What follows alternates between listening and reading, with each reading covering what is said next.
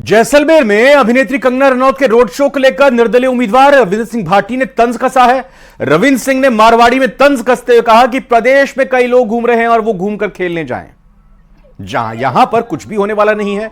वो जमाने गए जब सेलिब्रिटीज को बुलाकर प्रचार कराया जाता था, अब आप अपना काम गिनाओ।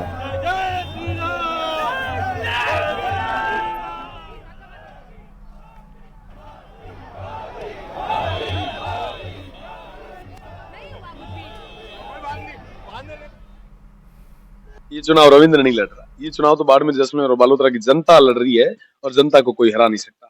मैं तमाम लोग जो अब आ रहे हैं, नेता अभिनेता, उन सभी का इस बाड़ाने की धरती पे, जैसाने की धरती पे खूब खूब स्वागत करता हूँ। साथ ही साथ मैं ये आपसे निवेदन भी करना चाहूंगा कि आप आए, आप घूमें, यहाँ की रीति रिवाज देखें। और राजस्थान के रण में मंगलसूत्र के बाद अब हनुमान चालीसा की एंट्री हो गई है। प्रधानमंत्री नरेंद्र मोदी ने टोंक में जनसभा को संबोधित किया, जिसमें उन्होंने मंगलसूत्र और हनुमान चालीसा का जिक्र करते हुए कांग्रेस पर जमकर हमला बोला। पीएम ने कांग्रेस को और क्या कुछ कहा, किस तरह से हमले किए, इस रिपोर्ट में देखते हैं।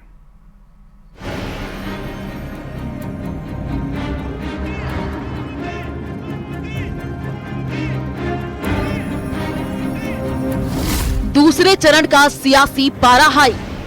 वोट बैंक पॉलिटिक्स के लिए उनकी खास जमात को अलग से आरक्षण देना चाहते थे। पीएम मोदी के बयान ने गर्मी बढ़ाई। उनको इतनी मिर्ची लगी है, इतनी मिर्ची लगी है कि वो हर तरफ गालियां देने में टूट पड़े। मंगलसूत्र वाला बयान पीएम ने फिर दोहराया। हमारी माताओं बहनों के पास जो स्त्री धन होता है, जो मंगलसूत्र होता है, उसका सर्वे करेंगे। राजस्थान के रण में हनुमान चालीसा आया। अब आप चैन से हनुमान चालीसा भी गाएंगे और राम नवमी भी मनाएंगे, ये भाजपा की गारंटी है।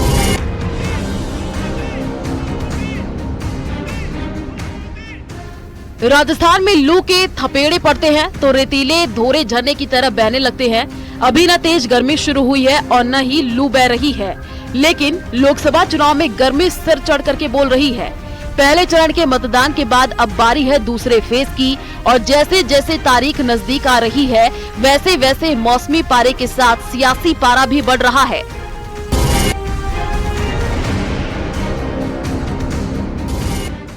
दूसरे चरण के चुनाव प्रचार में अब बीजेपी और जान झोंकती नजर आ रही है। वहीं कांग्रेस पर पीएम मोदी के हमले और भी तीखे होते जा रहे हैं। टोंक में जनसभा को संबोधित करते हुए पीएम मोदी ने एक बार फिर कांग्रेस के घोषणा पत्र पर निशाना साधा है और अपने मंगलसूत्र वाले बयान को दोहराया। उन्होंने मैनिफेस्टो में तो लिखा है कि आपकी संपत्ति का सर्वे करेंगे। हमारी माताओं बहनों के पास जो स्त्री धन होता है, जो मंगलसूत्र होता है, उसका सर्वे करेंगे। और फिर उनके एक नेता ने तो भाषण में कहा एक्सरे किया जाएगा, एक्सरे किया जाएगा। मतलब आपके घर में अगर बाजरे के अंदर डिब्बे में भी कुछ रखा है तो वो भी एक्सरे करके खोजा जाएगा। आपको बता दें, 2 दिन पहले बांसवाड़ा में पीएम मोदी ने कांग्रेस के घोषणा पत्र पर जोरदार हमला किया था और इसी का जिक्र करते हुए उन्होंने टोंक में कहा कि मैनिफेस्टो का मुद्दा उठाने पर कांग्रेस को मिर्ची लग रही है और गठबंधन में भगदड़ मची हुई है। अभी परसों जब मैं राजस्थान आया था तो मेरा एक 1.5 मिनट का भाषण, 90 सेकंड का भाषण, और मैंने कुछ सत्य देश के सामने रखा और पूरी कांग्रेस और इंडी गठबंधन में ऐसी भगदड़ मची है, ऐसी भगदड़ मची है। 2-3 दिन पहले मैंने कांग्रेस की इस वोट बैंक की राजनीति, तुष्टीकरण की राजनीति का पर्दाफाश किया था। इससे कांग्रेस और उसको सिस्टम में उनको इतनी मिर्ची लगी है, इतनी मिर्ची लगी है कि वो हर तरफ गालियां देने में टूट पड़े। कांग्रेस पर हमलों की बौछार करते हुए पीएम मोदी यही नहीं रुके। उन्होंने कांग्रेस पर लोगों की आस्था का अपमान करने का आरोप लगाया। अपने भाषण में पीएम मोदी ने कर्नाटक का जिक्र किया और कहा कि कांग्रेस राज में हनुमान चालीसा सुनना भी गुनाह है। इसी कांग्रेस पार्टी ने तुष्टीकरण के लिए मालपुरा, करौली, छबड़ा, टोंक, जोधपुर को दंगों की आग में झोंक दिया था। झोंक दिया था कि नहीं झोंक दिया था? झोंक दिया था कि नहीं झोंक दिया था? क्या ऐसे लोगों को माफ करोगे? अब भाजपा सरकार आने के बाद किसी की हिम्मत नहीं है कि आपकी आस्था पर सवाल उठा दे। अब आप चैन से हनुमान चालीसा भी गाएंगे और राम नवमी भी मनाएंगे, ये भाजपा की गारंटी है। 26 अप्रैल को राजस्थान की बाकी 13 सीटों पर मतदान होने हैं और अगले 1-2 दिन में चुनाव प्रचार और भी तेज होगा। अब देखना ये होगा कि पीएम मोदी के इस बयान पर कितनी सियासत होती है। Bureau report, news 18। वहीं टोंक जिले के उनियारा में प्रधानमंत्री नरेंद्र मोदी और किरोड़ीलाल मीणा की गुफ्तगू चर्चा का विषय बनी हुई है। बीजेपी प्रत्याशी सुखबीर सिंह जौनापुरिया के समर्थन में चुनावी सभा को संबोधित करने पहुंचे मोदी ने मुख्यमंत्री भजनलाल शर्मा के संबोधन के दौरान मंच पर किरोड़ी मीणा को अपने पास बुलाया। मोदी ने किरोड़ीलाल मीणा को बगल में बैठाकर गुफ्तगू की। इस दौरान सुखबीर सिंह जौनापुरिया भी पास में बैठे थे। मंच से संबोधन के दौरान भी मोदी ने कांग्रेस सरकार के दौरान किरोड़ी मीणा के धरना प्रदर्शन का जिक्र किया।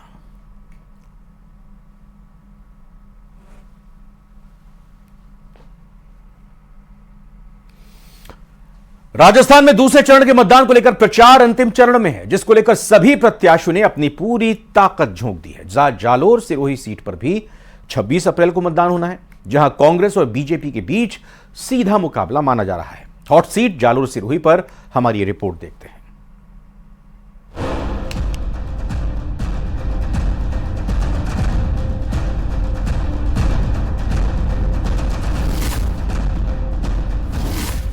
अंतिम चरण में चुनावी शोर, प्रचार में प्रत्याशी लगा रहे जोर, दांव पर साख, सियासत धुआंधार। किसकी होगी जीत, किसे मिलेगी हार? 26 अप्रैल को जालोर सिरोही सीट पर मतदान है, जिसको लेकर चुनाव प्रचार और भी तेज हो गया है। कांग्रेस और बीजेपी दोनों पार्टियों के प्रत्याशी धुआंधार प्रचार कर रहे हैं और डोर टू डोर जाकर जनता को साधने में लगे हुए हैं। जालौर सिरोही सीट बीजेपी का गढ़ रही है। ऐसे में कांग्रेस प्रत्याशी और पूर्व सीएम अशोक गहलोत के बेटे वैभव गहलोत की शाख दांव पर लगी हुई है। बीजेपी प्रत्याशी लुम्बाराम चौधरी एक स्थानीय नेता हैं और वो काफी समय से जालौर और सिरोही सीट की सियासत को देख रहे हैं, जिसकी वजह से वैभव गहलोत के सामने एक बड़ी चुनौती है।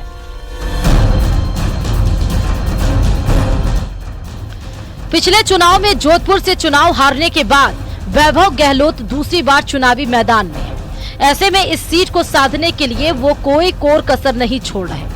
वैभव गहलोत 9 बिंदुओं वाले अपने वचन पत्र के साथ जनता के बीच जा रहे हैं और बीजेपी पर जमकर हमला भी बोल रहे हैं। वहीं बीजेपी प्रत्याशी लुम्बाराम चौधरी दावा कर रहे हैं कि जनता इस बार भी पीएम मोदी के चेहरे पर भरोसा दिखाएगी और एक बार फिर से इस सीट पर बीजेपी को जीत दिलाएगी। जालौर सिरोही लोकसभा सीट पर दूसरे चरण में मतदान होना है। यहाँ 26 अप्रैल को वोट डाले जाएंगे। एक तरफ जहां वैभव गहलोत अपनी राजनीति को स्टेबल करने के लिए जान झोंक कर प्रचार कर रहे हैं, तो वहीं बीजेपी प्रत्याशी के सामने अपने गढ़ को बचाने की चुनौती है। होता क्या है ये तो 4 जून को ही पता चलेगा। न्यूज़ 18 राजस्थान के लिए प्रतीक सोलंकी की रिपोर्ट।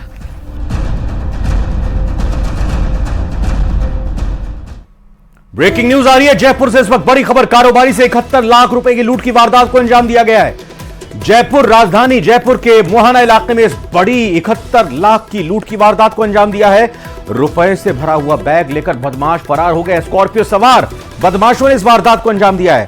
तो बड़ी खबर, राजधानी जयपुर में एक कारोबारी से 71 लाख रुपए कैश की लूट की वारदात को अंजाम दिया गया है।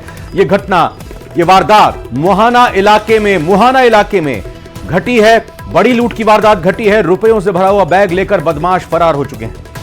विष्णु शर्मा से और बात करते हैं। विष्णु, आचार संहिता लगी हुई है, वैसे भी ज्यादा कैश आप कैरी नहीं कर सकते, लेकिन अब जिस तरीके से कारोबारी को अपना काम करना था वो बदमाशों का शिकार हो गए। बिल्कुल बिल्कुल, देखिए जयपुर के मुहाना इलाके में एक बड़ी वारदात है और जैसा कि आप बता रहे हैं, कारोबारी से करीब 70 से 71 लाख रुपए की लूट की जो सूचना है वो पुलिस कंट्रोल रूम को आज मिली थी, जिसके बाद आनंद फानंद में पुलिस मौके पर पहुंची है। जयपुर शहर में एक श्रेणी की नाकाबंदी करवाई गई है और सूचना के मुताबिक स्कॉर्पियो में सवार आए बदमाशों ने इस लूट की वारदात को अंजाम दिया। और बताया जा रहा है कि जो 70 लाख से ज्यादा की रकम है वो कुछ बैग में थी और ये कारोबारी की रकम थी। वो रकम किस तरह के मतलब जो व्यापारी है वो कौन सा व्यापार करता है, क्या कोई हवाला से जुड़ी हुई रकम है या फिर किसी और तरह की ये रकम मानी जा रही है, इसके बारे में पुलिस पता लगा रही है। लेकिन कंट्रोल रूम से मिली सूचना के आधार पर ही पुलिस कारोबारी से संपर्क कर रही है। फिलहाल कारोबारी के बारे में बहुत ज्यादा जानकारी साफ नहीं हो पाई है, लेकिन पुलिस जो जिस नंबरों से सूचना दी गई थी कंट्रोल रूम को, उन नंबरों से संपर्क करके आगे की कार्रवाई कर रही है। जी विष्णु, आपका बहुत बहुत धन्यवाद। फिलहाल इस